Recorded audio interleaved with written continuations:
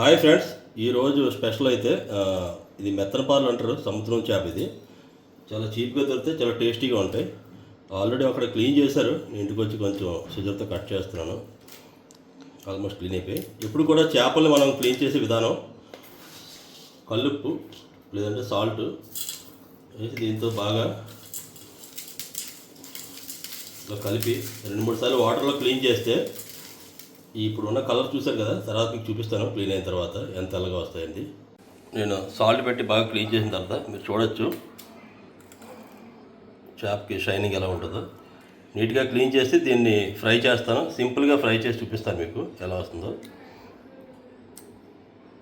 శుభ్రంగా క్లీన్ చేసిన తర్వాత నేను ఇంట్లో మసాలాతో కలిపిన కారం, ఇది మేము సంవత్సరానికి ఒకసారి ఆడిస్తాం. దీని ప్రొసీజర్ కూడా మీకు చూపిస్తాను.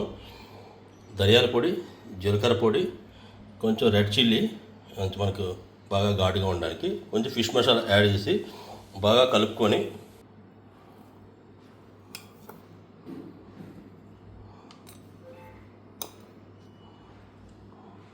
వీటిని బాగా మిక్స్ చేసుకోవాలి. తర్వాత సాల్ట్ ఒకటి మనం యాడ్ చేయాలి.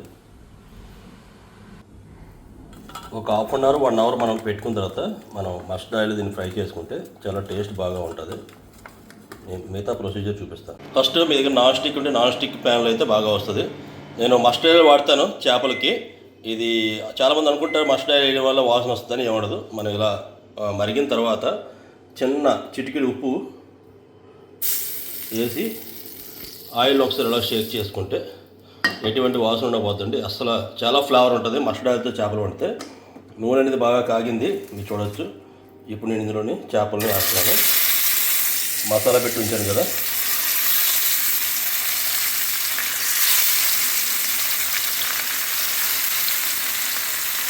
ఒకసారి వేసిన తర్వాత మీరు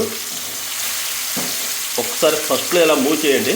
కింద అంటుకోవడం అంటూ ఉండదు. తర్వాత మీరు రిపీట్లో పల్టీ చేసిన తర్వాత కూడా మీరు ఒకసారి ఇలా షేక్ చేస్తే ఎప్పుడు కూడా కింద అంటుకోకుండా ఉంటుంది. ఈరోజు లంచ్ అండి. ప్రాన్ బిర్యానీతో పాటు chicken curry and fish fry కూడా ఉంది. ఈ సముద్రం చేపలు చాలా చీప్గా ఉంటాయి. నేను ఈ మొత్తం చేపల్ని ఒక 200 తీసుకున్నాను. ఫ్రై చాలా బాగుంటాయండి ఇవి. చికెన్ ఫ్రై అండి.